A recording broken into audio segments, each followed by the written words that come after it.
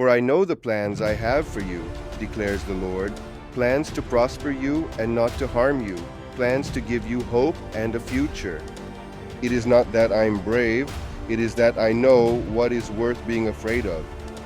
Which means it's not that I'm fearless, it's that I know what deserves my fear.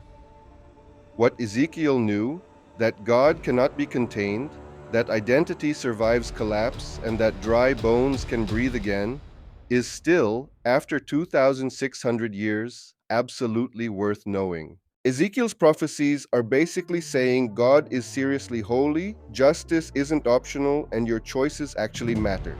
They also warn that looking religious without real change and zero patience is just empty noise, but they can end with hope. There's also the promise of real comeback power. God can bring dead things back to life, hearts can get a divine reboot, and renewal is on the table.